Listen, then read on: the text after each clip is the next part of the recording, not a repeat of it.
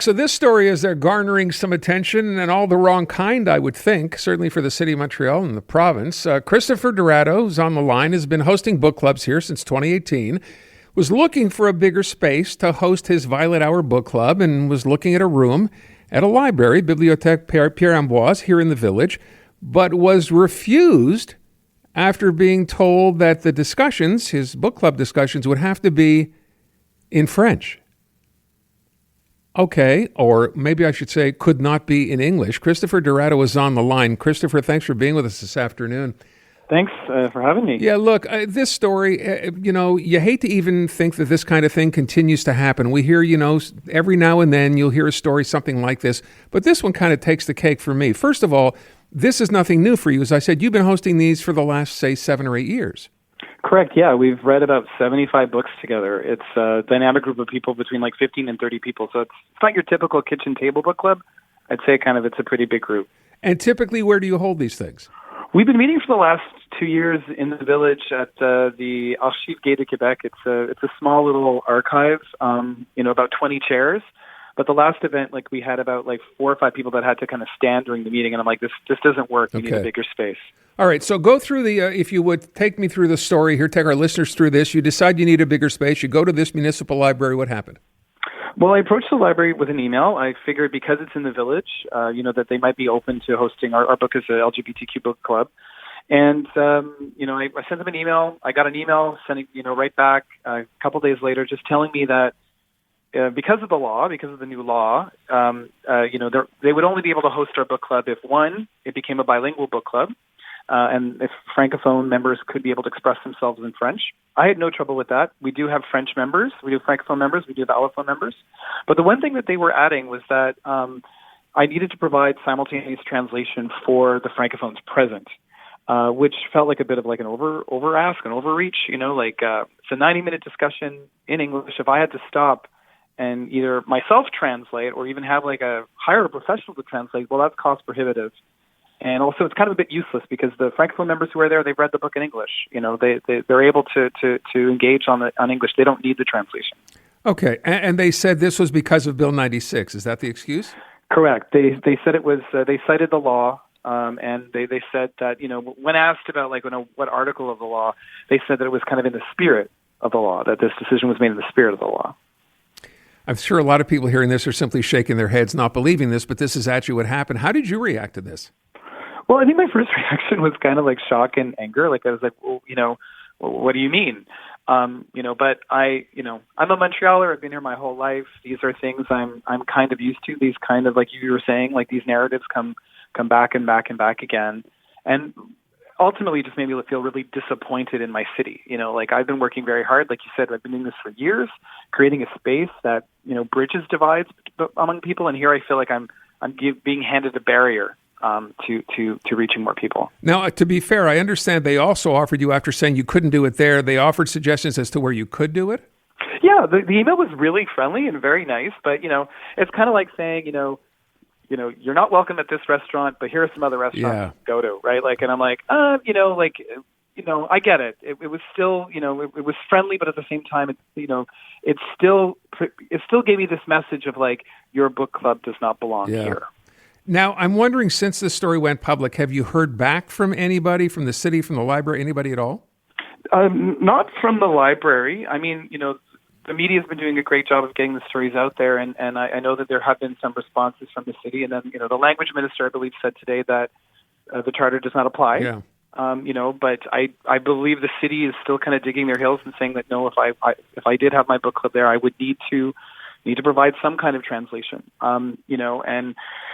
Like I said, if there was someone, if we had a Francophone as part of the book club and they didn't understand something, this has not happened. But, of course, everyone there is friends. It's a friendly situation. We're trying to kind of create bridges. If I had the resources, I'd create a French version of the book club. Sometimes we do read books that are available in English and French translation, and people do decide to read the original in French and have the discussion in English. It's Montreal. This is the way we roll. Perfect world. Listen, I want to read the response. You're right. The Quebec government, when asked, they gave us a statement that said, since the book club is only looking for a location to hold its activities without providing services intended for the public for a municipal body, It is not subject to the state's duty to set an example. Therefore, the charter does not apply in this situation. So that's the provincial answer. The city's answer is a whole lot more complicated, and it's 5 paragraphs long, by the way. Here's the highlight. It said the City of Montreal complies with the new provisions of the charter in force since June 1st, 2023, particularly with regard to the use of the French language in an exemplary manner by public administration.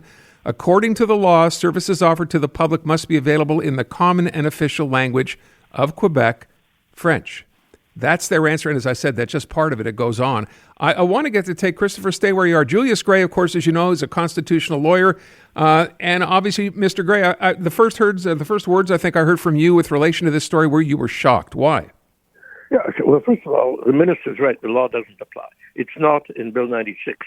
Now, the city may be right, but the spirit of Bill 96, I thought it's a very narrow, very sectarian law where somebody could say that is ultimately the purpose, that is to banish English. But the law right now does not have such a statement. What is shocking is that people would interpret it that way. It's just ridiculous. This city property includes parks, streets. You can't use English in any one of them without an interpreter. I guess the new ubiquitous profession will be interpreter to make sure that nobody is speaking English without an interpreter. It's shocking, and it's very, very disturbing that people would think that. Of course, the immediate answer is that they were wrong in law. They can't point to an article of the Charter of the French language as it stands now. But the sadder question, and the city put its finger on it, is the atmosphere that the whole identity debate has created, where people think those things and come up with ever more restrictions on the use of English, when that is totally contrary not only to the interests of the Anglophone population, but also Francophones. They have a right to have to attend English bookstores, English. Does it mean, for instance, that you can't have Shakespeare in the Park in a municipal or provincial park? But Francophones are hurt by that as much as Anglophones. It's to everybody's disadvantage.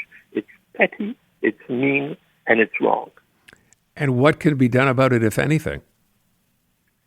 Pardon me? Well, one of the things that I have worried about, I haven't seen everything, so perhaps I'm wrong, but there has not been much talk of this in the French media. There should be, because I think most Francophones will find it absurd as well.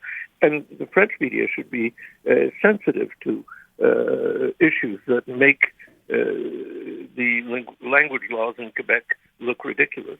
So I would like there to be as much attention in La Presse and Le Devoir as there is in the Gazette. Yeah, sadly, I would think this will get more attention in the New York Times than it will in the French media here. But I want to read you one more paragraph in the city's answer, just get you to weigh in on this, Mr. Grey. The city encourages the holding of events representing all of its diversity. It is in this desire for inclusion and openness that the city's reflex was to ensure that a person wishing to express themselves in French can participate in the activity in question and have access to a free translation and informal discussions. This ensures that all people can participate fully and feel included. What do you make of that? I think, again, it verges on idiocy. That means you could not have an Italian or a Spanish-speaking club which would meet and speak in Italian or Spanish without having a French interpreter along with the club. It makes no sense. If you want an inclusive thing, you don't just include color or gender or ethnic origins. Language also has to be inclusive, and there's no doubt that Montreal is a city which contains a relatively high percentage of people who speak English, and you can't just exclude them on the grounds that somebody's going to complain that they want to understand. It's a voluntary club. Nobody has to go there. It's not required for a degree at the University of Montreal or at McGill for that matter, and therefore inclusiveness means that you can do that. So I have to wrap up. With respect to what happens next, I mean, what's the recommendation here? No one's going to sue the city over this. This is not that kind of an issue. What do you expect should happen? I think there should be The government has already spoken. There should be an attempt to lobby the city to say, you were ridiculous, don't do this again. And ultimately, if they keep doing it to all sorts of activities, then it may be that one will have to do a declaratory judgment. But at present, I think just a political approach to the city and an explanation of how absurd it is should do the trick. Okay. Well, let's see if we hear from the city or from the mayor on this one going forward. Mr. Grey, thank you. Christopher, I want to go back to you. But what do you plan to do next, by the way? So many people have reached out and offered me venues for my book club. So that's great. I feel a lot of support in bringing this forward, and so I'm not worried about the home. But I just hope that, further down the road, that this doesn't come back again, in another shape or form, and kind of giving barriers to access to other people. Hear, hear. All right, I want to thank you, Christopher DiRaddo, Julius Grey. We're going to talk about this, I'm sure, more, and we shall see if we do hear from the city beyond the statement that they issued. So there you go.